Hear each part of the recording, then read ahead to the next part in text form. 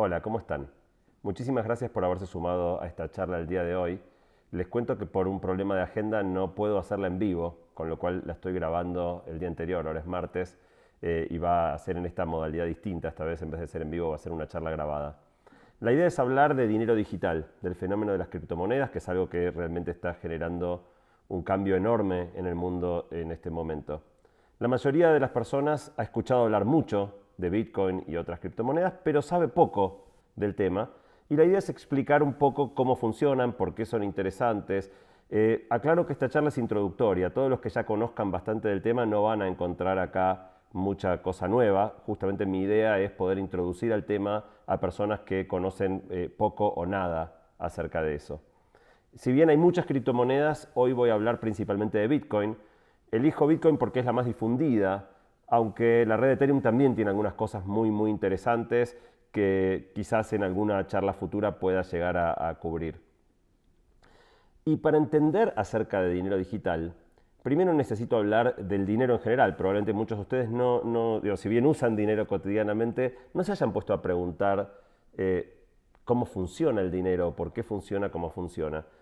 Piensen que en la prehistoria, antes de que existiera el dinero, lo único que había era el trueque. Cada vez que necesitabas algo y tenías algo para dar a cambio, tenías que encontrar a alguien que tenga lo que vos necesitabas y necesitara lo que vos tenías. Era un lío enorme poder hacer transacciones.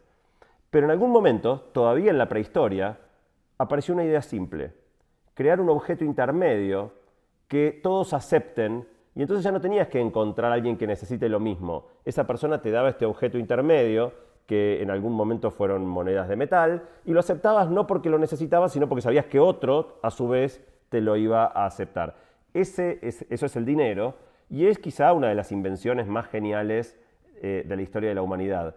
Ya hace más de 3000 años, en la antigua Mesopotamia, tenían un sistema económico muy desarrollado basado en el uso de dinero. Al principio decía se usaban metales, como en la antigua Roma, o incluso sal. No sé si sabían que en Roma muchos pagos se hacían en sal, y ese es el origen de la palabra salario, que es que te entregaban la sal, que de nuevo se aceptaba no para usar la sal, sino para entregársela a otro y usarla como objeto de intercambio. Sin dinero, todo el progreso científico y tecnológico que vino después hubiera sido absolutamente imposible por lo trabadas que eran todas las transacciones entre personas. Hoy un mundo sin dinero sería totalmente inimaginable.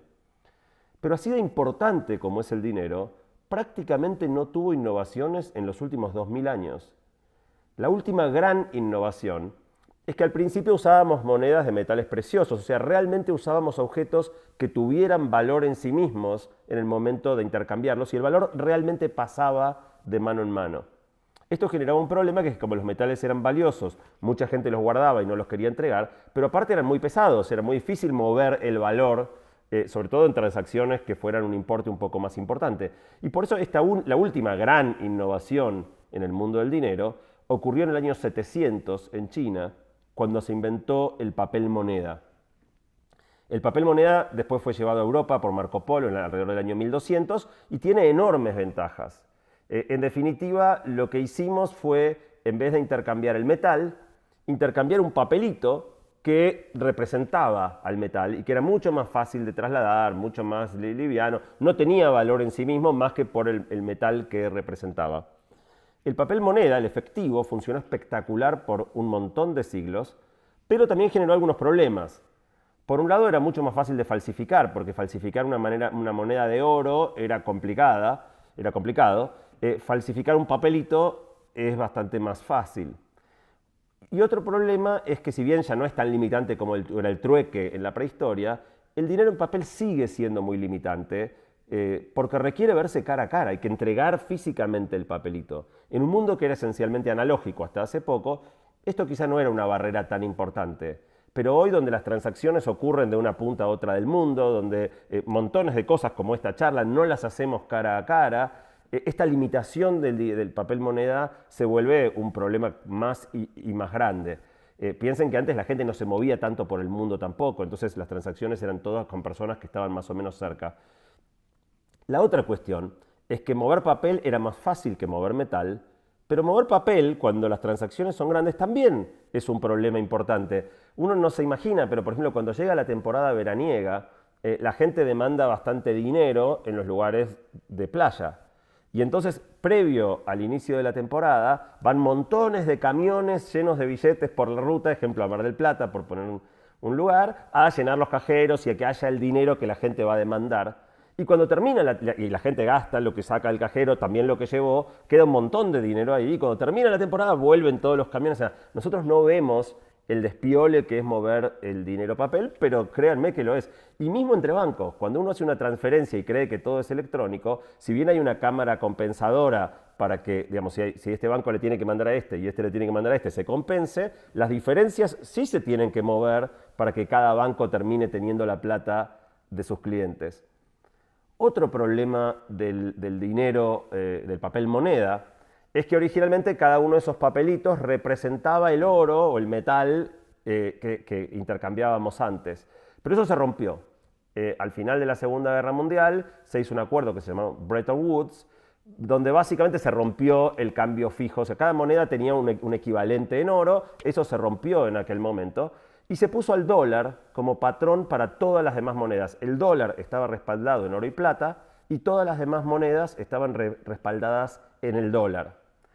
Pero en 1971 hubo otro problema, que es que Estados Unidos tenía mucha demanda de dólares, mucha más demanda de dólares que el oro que podía ir acumulando, y entonces en aquel momento Nixon rompió la convertibilidad del dólar a metal. A partir de ese momento nació lo que se llama como monedas fiat. Fiat no por la empresa automotriz, sino fiat significa fe, o sea, monedas en las que uno cree porque cree, pero que realmente no están respaldadas en nada. O sea, Estados Unidos tiene oro, pero no está obligado a entregarte nada. Digamos, lo único que Estados Unidos está obligado a entregarte a cambio de tu billete de $1 es otro billete de $1. O sea, uno no puede ir al banco y decir, dame mi oro. Antes se podía. De hecho, el dólar, hasta ese momento, tenía una leyenda que decía dólar respaldado en plata, y vos podías ir y pedir, creo que era una onza o no sé qué cantidad de plata, y estaban obligados a entregártelo. Eso ya no es así. Estados Unidos tiene oro, pero el dinero no representa ni te da derecho a ese oro. Lo único que está detrás del dólar u otras monedas es, en teoría, la idea que uno tiene de que el gobierno de ese país no va a ser tan irresponsable de defaultear su moneda. Pero algunos países lo han hecho, ¿por qué no? Finalmente, un último defecto del papel moneda es que facilita muchísimo las actividades ilegales como el narcotráfico o la corrupción. Uno no puede pagar una coima con tarjeta de débito porque queda todo registrado, pero los movimientos de efectivo no se registran. Esto es interesante, lo vamos a retomar más tarde, porque una de las críticas a Bitcoin y a las criptomonedas es que facilita los negocios ilegales. Nada facilita tanto los negocios ilegales como el dinero en efectivo. Esto es especialmente relevante en algunos países latinoamericanos, particularmente la Argentina, donde hay una gran informalidad en la economía, buena parte de la población no está bancarizada, mucho del trabajo se remunera en negro. Y la última cuestión importante del papel moneda es que si el valor está representado por ese papelito, si te quito el papelito, te quito el valor. O sea que cuando uno lleva efectivo encima, si te roban el dinero, si te asaltan, uno pierde el valor que tenía. Entonces, resumiendo esta primera parte, primero intercambiábamos cosas con valor intrínseco, después intercambiábamos papelitos que representaban ese valor intrínseco, y ahora intercambiamos papelitos que no son nada más que papelitos y que no representan absolutamente nada. Y entonces la pregunta sería, ¿por qué aceptamos un dólar u otras monedas si realmente no está respaldado en nada?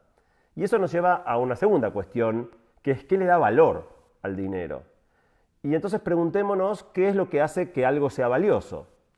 Supongamos que yo te ofrezco una entrada para un concierto de tu banda favorita. ¿Tiene valor ese papelito?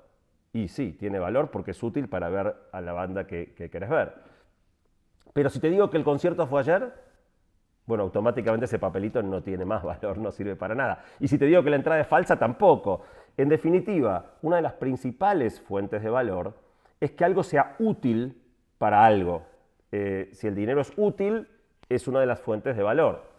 Pero hay otras fuentes de valor. Imagínate que te doy un pedazo de oro de 100 gramos y te doy un pedazo de aluminio de 100 gramos. El aluminio es mucho más útil que el oro y sin embargo vale muchísimo menos. ¿Por qué? Bueno, porque el aluminio es muchísimo más abundante que el oro. Hay muchísimo más aluminio que oro.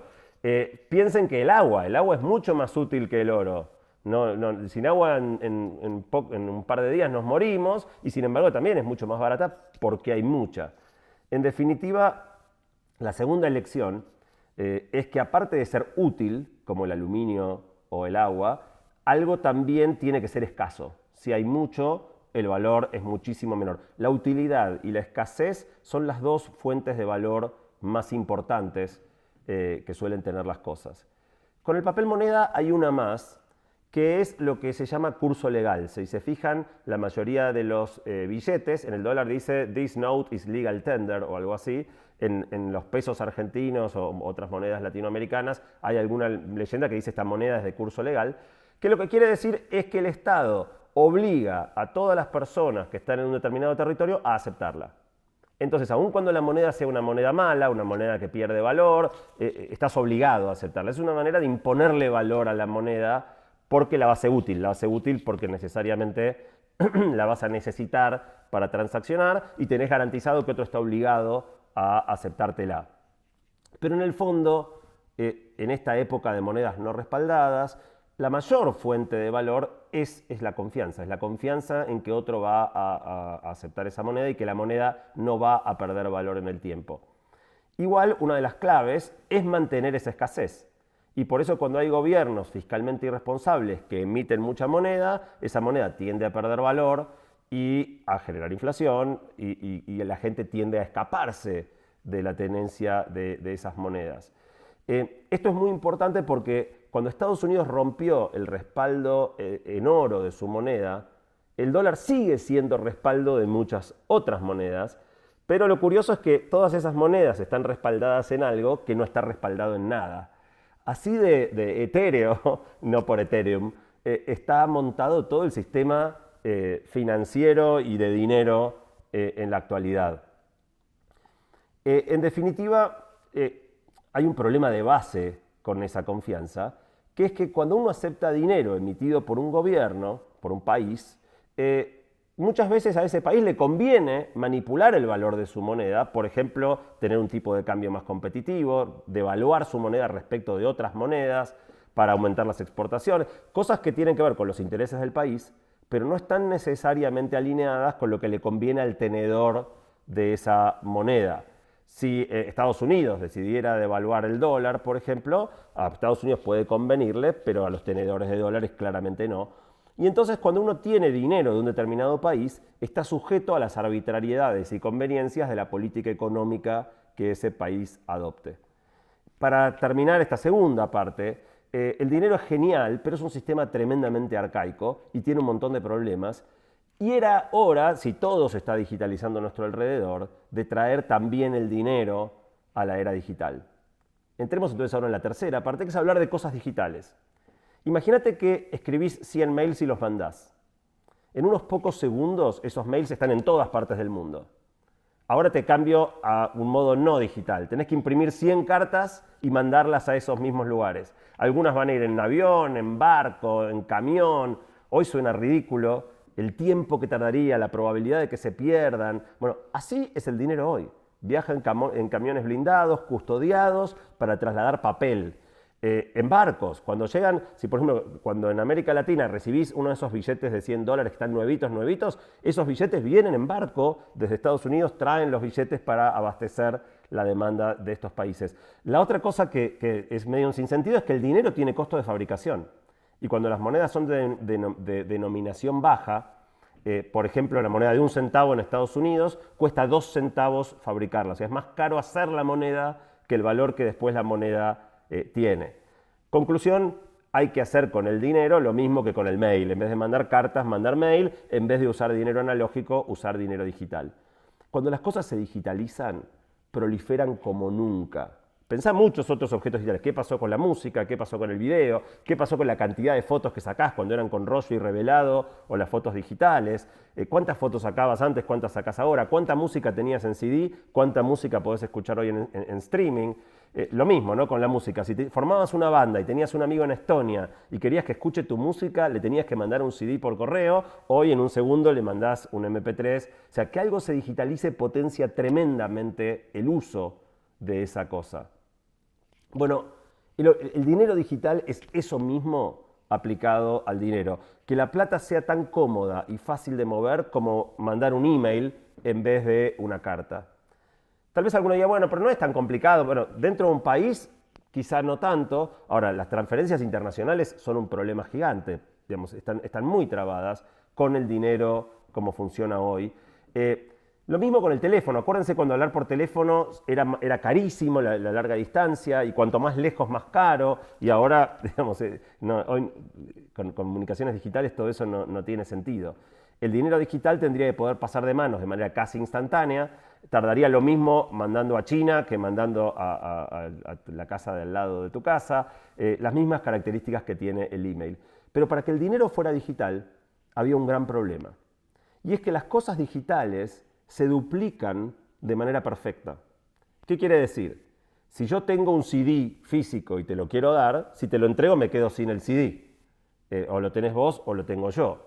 Pero si tengo un MP3, un archivo digital, yo te lo puedo mandar por mail o ponértelo en un pendrive y te lo doy. Y el hecho de que yo te lo dé no hace que yo deje de tenerlo. Ni siquiera es una copia, porque son idénticos. O sea, no tiene sentido preguntarse, ¿te di el original o te di la copia? No, es lo mismo. Bueno, imagínense eso con el dinero. Si cada vez que yo te entrego dinero digital, vos lo tenés y yo también lo tengo, eso así no funciona. Y ese es el gran problema que había que resolver para poder digitalizar el dinero. ¿Cómo hacer, en este caso, para que hubiera algo digital, pero que cuando yo te lo entrego, inmediatamente yo dejara de tenerlo? Ese es el problema, digamos, que de una manera revolucionaria solucionó Bitcoin de una manera muy ingeniosa. Para solucionar este problema, el creador de Bitcoin, que es una persona teóricamente llamada Satoshi Nakamoto, pero que nadie sabe quién es. No se sabe quién fue el creador de Bitcoin. Y de hecho muchos conjeturan que quizá no sea una sola persona y que adoptaron un nombre de persona, pero son varios.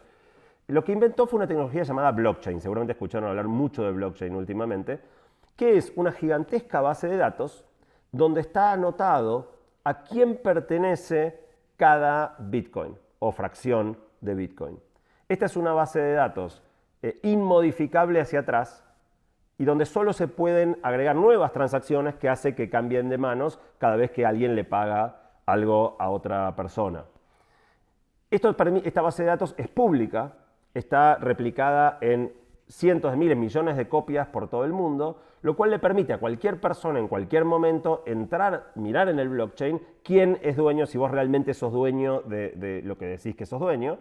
Y también, si hacemos una transacción, que se anote que yo ya no soy dueño y a partir de ahora el dueño de ese dinero sos vos. No se puede duplicar, el dinero se pasa de manos, no se ha hackeado nunca, no se ha podido romper. Lleva más de 10 años Bitcoin sin un solo hackeo, a pesar de que se ha invertido un monto enorme de dinero ilegalmente en tratar de romper Bitcoin. Muchas de las instituciones financieras al principio se sentían amenazadas por esta tecnología y montones de hackers trataron de romperlo para que dejara de existir.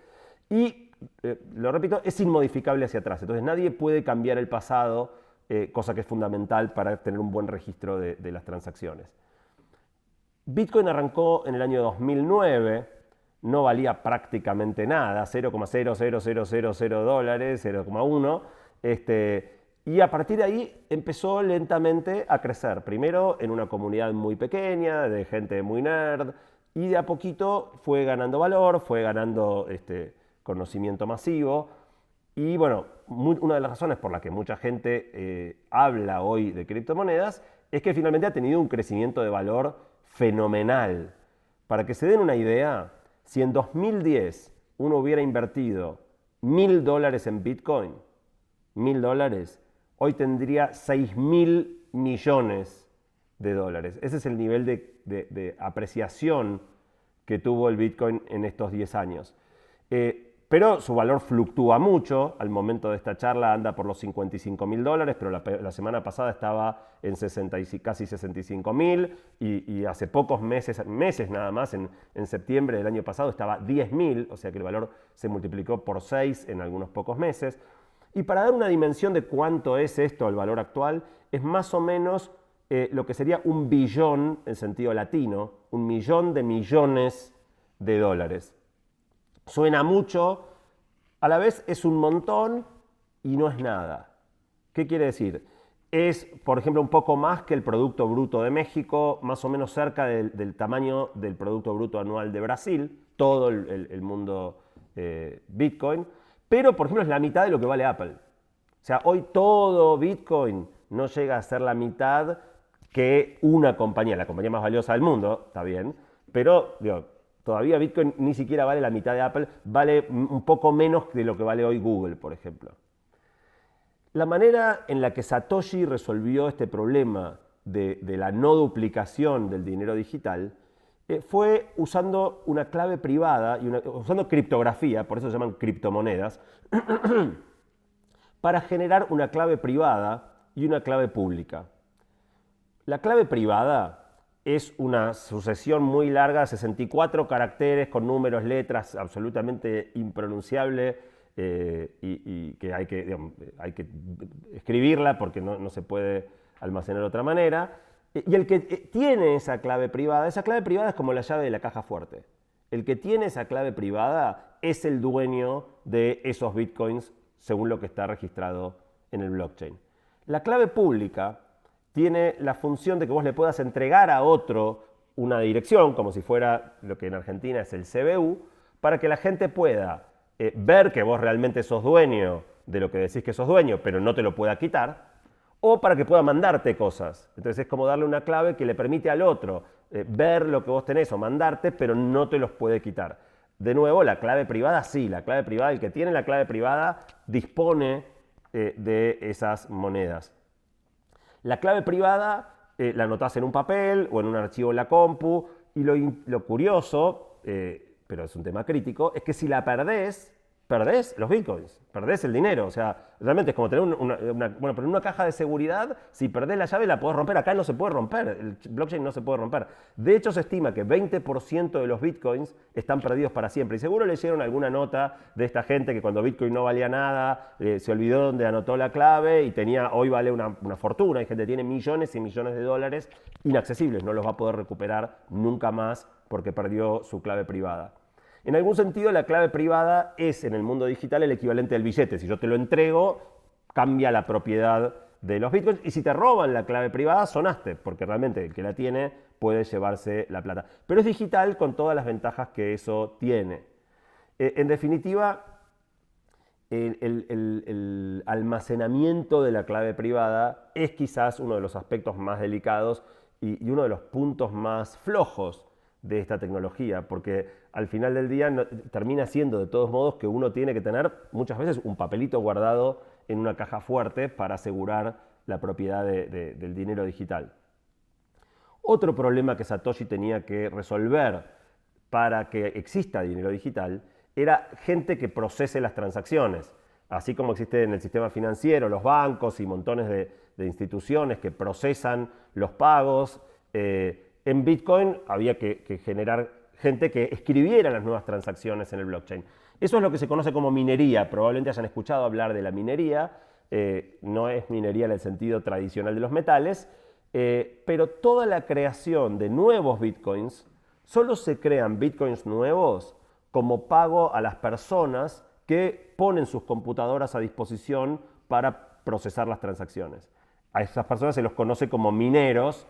Y en definitiva es como un negocio aparte, ¿no? En este momento de hecho es un negocio bastante rentable. Hay mucha gente usando computadoras y también se usan placas de video para procesar las transacciones y quedarse con estos nuevos bitcoins. Más o menos cada 10 minutos se agrega un nuevo bloque al blockchain. Blockchain significa cadena de bloques porque se van encadenando. No se puede cambiar el pasado y se van agregando bloques nuevos. Cada 10 minutos más o menos se crea un bloque nuevo en el blockchain y se le paga a los que procesaron esa transacción. Al principio por cada bloque se pagaban 50 bitcoins, después bajó, digamos, y cada 4 años cae a la mitad. Cada 210.000 bloques, que es más o menos 4 años, este valor cae a la mitad. Con lo cual primero se pagaban 50, después se pasaron a pagar 25, después 12,5, y la última reducción fue a mediados del año pasado. Hoy por cada bloque que se procesa se pagan 6,25 bitcoins, igual es un montón de plata para pagar cada 10 minutos, ¿no? Pero lo que tiene interesante es que esto de que se va reduciendo cada 4 años el pago, hace que, como este es el único mecanismo de emisión de Bitcoin, hace que la emisión de nuevos Bitcoins sea cada vez menor. A diferencia de lo que suele pasar con la mayoría de las monedas, por ejemplo el dólar, que en los últimos años se emitió una barbaridad producto de la pandemia y una serie de cuestiones, el Bitcoin entonces es una moneda deflacionaria. Como la cantidad máxima de Bitcoin ya está fijada, nunca va a haber más de 21 millones de Bitcoin. Nunca se va a sobrepasar ese límite máximo de 21 millones. 18 millones más de 18 millones y medio ya fueron emitidos, con lo cual quedan muy pocos nuevos Bitcoins para emitir, pero el ritmo de emisión va cayendo a la mitad, a la mitad, a la mitad, a la mitad, de manera que eso dura muchísimos años. Se van a terminar de emitir los 21 millones de Bitcoins en el año 2140. Pero esta característica de que la emisión de nuevo dinero es decreciente y no es arbitraria, no es controlada por nadie más que por un algoritmo. Sabemos exactamente cuántos bitcoins se van a emitir hoy, cuántos bitcoins se van a emitir en el año 2080, cuántos bitcoins se van a emitir en el año 2139. Esto le da una previsibilidad a la oferta de esta moneda que no tiene ninguna otra moneda, no, a las criptomonedas en general, no es la única Bitcoin, pero esto es la principal diferencia con el dinero tradicional, que es que no está sujeto a la manipulación de ningún gobierno. El resultado de todas estas invenciones de Satoshi fue generar una moneda digital, virtual, intercambiable entre pares sin ninguna intermediación, global y abierta, donde con total transparencia todo el mundo puede saber todas las transacciones que se hicieron en la historia, quién las hizo, no hay un administrador centralizado, no hay un banco central, no hay ninguna posibilidad de manipulación, nunca falló en toda su historia. O sea, alguna vez pueden haber leído que hubo robo de Bitcoin, pero de nuevo, gente que descuidó su clave privada y le quitaron sus monedas, o existen, ahora voy a hablar un poquito de una especie de bancos que son para comprar y vender criptomonedas. A esos bancos sí los han robado por irresponsabilidad, de nuevo, en el manejo de sus claves. Pero la red Bitcoin nunca falló en toda su historia y es incambiable. Entonces, la confianza deja de ser en un determinado gobierno pensando que no va a querer defaultear su moneda y pasa a ser en un algoritmo que está escrito, que es prácticamente inmodificable. Es muy, muy, muy difícil de cambiar y eso no es por error, justamente es lo que le da la solidez que tienen. Como última parte, yo no voy a profundizar mucho en cómo comprar Bitcoin, por ahí algunos tendrían interés, pero no quiero hacer recomendaciones de inversiones, quiero ser más teórico en mi explicación que práctico. Pero rápidamente, ¿cómo se compran? Bueno, cualquier persona que tiene Bitcoin le podés comprar, una transacción persona a persona, pero esto es trabado, de nuevo, tenés que encontrar quién tiene la moneda que vos querés y pagarle, y encontrarte, o sea, rompe un poquito la lógica de lo digital. Y para solucionar eso aparecieron lo que se llaman exchanges, que sería el equivalente de un banco, por así decirlo, donde la gente que quiere comprar y vender, como si fuera un mercado como la bolsa, te encontrás ahí, no necesitas encontrar a una persona específica. Ahí hay un montón de compradores y vendedores y ahí es donde uno puede operar. Ahí también es donde el mundo de las criptomonedas se cruza con el mundo del dinero tradicional, porque uno puede mandar plata, dólares o alguna otra moneda a uno de estos exchanges, ellos te lo acreditan en tu cuenta y con esa plata compras criptomonedas y a partir de ahí ya estás metido en el mundo cripto. Y también, no es tan fácil, pero en teoría funciona, también si tenés criptomonedas las podés vender y decir, bueno, mandame los dólares a mi cuenta. Todo esto no funciona muy fluido desde Argentina por el cepo y los controles de cambio, pero desde países que no tienen control de cambios, esto fluye bastante bien. Uno manda moneda a uno de estos exchanges, compra, se maneja con las criptomonedas y cuando quiere las vende y se manda de vuelta la plata a su banco. Hay muchos exchanges, el más conocido es uno que se llama Binance, es el más grande del mundo, Coinbase, que acaba de salir a cotizar en bolsa en Estados Unidos valiendo 100.000 millones de dólares, hay un montón. Y en definitiva, esta es una de las maneras o sea, quizá la manera más difundida de comprar. Hay varios exchanges que operan en América Latina, hay varios específicamente dedicados a operar en Argentina. No quiero recomendar ninguno en particular, pero si ustedes quieren pueden investigar y hay un montón desde los que se puede operar. Una vez que compraste, ¿cómo tenés las criptomonedas? Bueno, una opción que les decía antes es anotada en un papelito. Anotás tu clave privada y la guardás muy bien. A esto le llaman billeteras de papel y son realmente de papel. Acá está el riesgo de que el papel se pierda, que el papel se rompa, que el papel se queme, que el papel con el paso del tiempo se borre. Entonces también hay aplicaciones que corren en los teléfonos celulares donde uno se instala ese app y te dan una clave privada. La clave privada, aparte de ser de esta forma medio exótica de ser 64 letras y números incomprensibles, también se puede expresar como una serie de 12 palabras en inglés. Y la manera más común de guardar las claves privadas no es con estos números y letras, sino con estas 12 palabras. De nuevo, el que tiene esas 12 palabras es el dueño de la plata. Si vos te instalás una app en el celular, pasás a tener tus criptomonedas en ese app. Pero de nuevo, te tenés que anotar las 12 palabras porque cualquiera que tenga las 12 palabras e instale el mismo app, tiene la misma plata. No está en el teléfono la plata, está en el blockchain. A mí me costó bastante entender esto. Pero es como cuando uno navega una página, no sé, la página del New York Times en su computadora. Vos la ves en la computadora, pero la página no está en tu computadora, está en el server del New York Times. Bueno, esto es lo mismo. Vos ves en tu aplicación en el celular tus criptomonedas, pero en realidad no están en tu celular, están en el blockchain.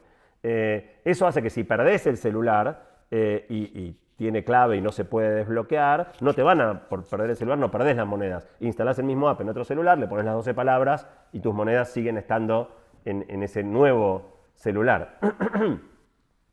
Pero si te sacan el celular y te lo logran desbloquear, estás en problemas porque en definitiva desde ahí se puede transferir, con lo cual no es completamente seguro. Para los que hacen inversiones y tienen montos importantes, hay unos aparatitos que se pueden comprar que ellas son billeteras pero en un aparato, donde ese aparato tiene un password, también tiene una serie de palabras que te permiten que si perdés el aparato, te roban el aparato y no saben el password, no te lo puedan, puedas comprarte otro aparato y tener la misma plata en el mismo lugar. Es la manera por lejos más segura, pero son caros, valen entre 50 y 200 dólares, o sea, solo tiene sentido comprarse uno de estos aparatos si uno va a hacer una inversión de dinero importante. Es lo más parecido a tenerlo guardado en una caja fuerte, pero una vez más, siempre hay que tener esas palabras guardadas en algún lado y ese, digamos, para mí siempre vuelve a ser, de alguna manera, el talón de Aquiles de todo este sistema, que es que al final del día dependés de guardar muy bien esta información fuera del mundo digital. Una última posibilidad para tener criptomonedas es dejarlas en estos exchanges. Pero ahí, de alguna manera, una de las cosas más lindas que tiene el dinero digital es que no necesitas un banco. Siempre la podés tener vos, tu plata, guardada de una manera segura. Si uno la deja en el exchange, ya la plata está como depositada ahí y si hubiera cualquier robo a ese exchange, como de hecho ha pasado en algún momento de la historia, o un fraude o algo por el estilo, es como tener la plata en un banco. Si el banco quiebra, estás en problemas. Bueno, esto es lo mismo. Uno puede dejar la plata en los exchanges, si es por poco tiempo, si no es un número muy grande, se puede hacer. Pero idealmente, digamos, más a la corta que a la larga, conviene llevárselas y tenerlo en tu propio poder, ya sea en una billetera, en una app o en uno de estos aparatos que decía. Bueno, esto es un poco el dinero digital. Y la última cosa de la que quiero hablar es de por qué tiene valor. Porque volvamos a la teoría del valor que dijimos al principio. Había dos fuentes principales de valor y una tercera un poco menos importante. La tercera menos importante era que un gobierno impusiera el uso. Acá eso no existe. Nadie obliga a nadie a aceptar criptomonedas, con lo cual esa tercera fuente que le da valor a las monedas tradicionales, en este caso no está. Pero nos quedan las otras dos, la utilidad y la escasez. La escasez en el caso de Bitcoin está garantizada. Nunca va a haber más de 21 millones de Bitcoins, se emiten a tasa decreciente. lo que algunas personas se encuentran, bueno, está bien, Bitcoin no va a haber más, pero puede aparecer Bitcoin 2. De hecho, pasó. Hoy hay cientos, miles de criptomonedas, con lo cual la oferta de Bitcoin es limitada, pero la oferta de criptomonedas no.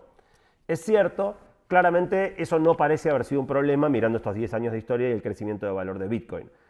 Muchas otras criptomonedas existen, la mayoría no están ni remotamente cerca del valor que tiene Bitcoin. La segunda de más valor es Ethereum y vale muchísimo menos, creo que en este momento debe estar menos de un tercio del valor total de Bitcoin, y todas las otras valen mucho menos todavía.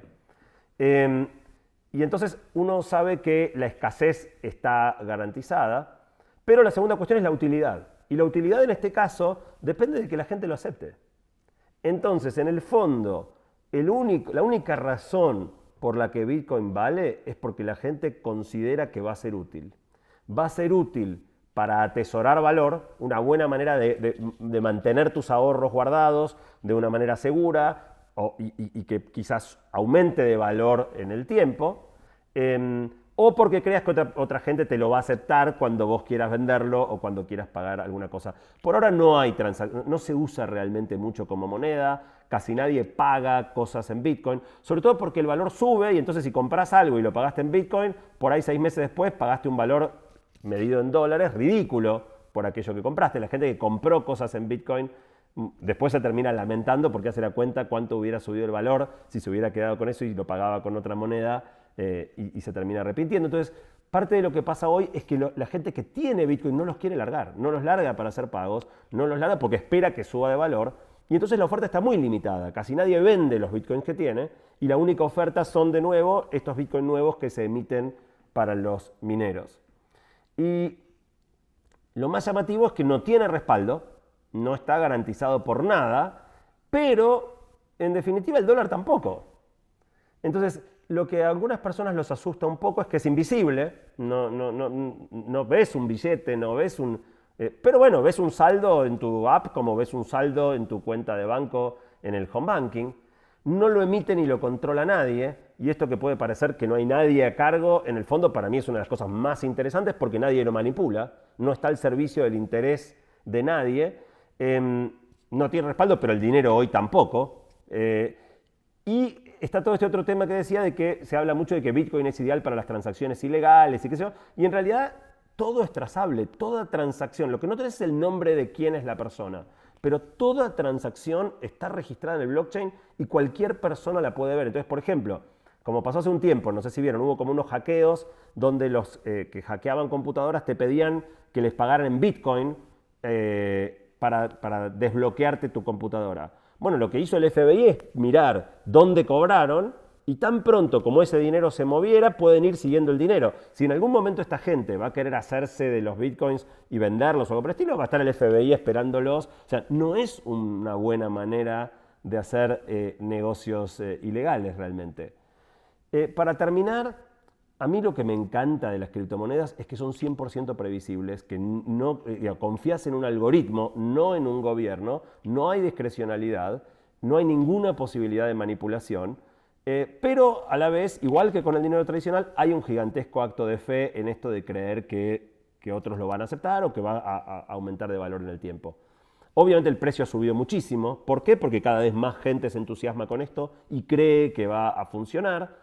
También porque hay un poco de sensación de que me estoy quedando afuera, todos están ganando plata y yo no, y eso hace que más gente se meta y el valor suba. ¿Está caro? Es muy difícil saberlo. ¿Es una burbuja especulativa? Es muy difícil saberlo. Lo que me gustaría decir como cierre es que nadie, ¿puede bajar? Sí. De hecho, ha bajado un montón de la semana pasada a esta semana. En algún momento había llegado a $20.000 y después bajó a 3.200. O sea, todos los que han tenido criptomonedas por muchos años, es una montaña rusa que a la larga siempre ha ido subiendo, pero en el medio te comes las bajadas y la adrenalina correspondiente. Por lo tanto, esto no debiera ser algo en lo que inviertas algo que no puedas perder. O sea, todos tenemos una suma de dinero que si la perdemos no nos mata. Para algunos puede ser $10, para otros 100, para otros 1.000 millones, no importa, depende de la situación de cada uno. pero todos tenemos un número que, bueno, se perdió, se perdió. Bueno, eso debiera ser lo que uno puede invertir en criptomonedas porque claramente es muy volátil, no es apto para cardíacos y no hay que mirarlo, no hay que estar permanentemente chequeando cuánto vale, cuánto vale, cuánto vale, porque te volvés loco, porque sube un montón y crees que sos rico y después baja un montón y crees que perdiste todo y en definitiva... y para terminar, ¿cuáles son los peligros de esto? Bueno, uno es que a los gobiernos no les está gustando mucho lo que está pasando. Y todo el tiempo amagan con prohibirlo, con tratar o sea, a la vez no hay a quién ponerle la prohibición. Porque no hay una institución que sea Bitcoin a la que le digas, listo, no emitas más Bitcoin. No hay a quién decírselo. Funciona un algoritmo que corre en computadoras. ¿No? Pero, digo, podrían, por ejemplo, declarar ilegal la tenencia de Bitcoin. En su momento pasó con el oro en Estados Unidos. Declararon ilegal la compra y la venta de oro en algún momento del siglo XX. La tecnología hasta acá ha sido súper robusta, pero puede fallar. Y también, respecto de cada criptomoneda en particular, está la amenaza de que aparezca otra criptomoneda mejor. O sea, así como Bitcoin ha sido por lejos la que mejor funcionó hasta ahora, Ethereum vale bastante menos, pero tiene algunos atributos que la hacen muy interesante.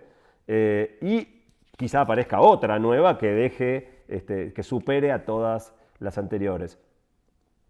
En definitiva, si están evaluando si meterse, no meterse, etcétera, mi consejo sería ese: no inviertan nada que no estén dispuestos a perder, pero de nuevo, como creo que todo el mundo tiene alguna cifra que está dispuesto a perder, probablemente yo hoy no querría estar completamente afuera de este fenómeno.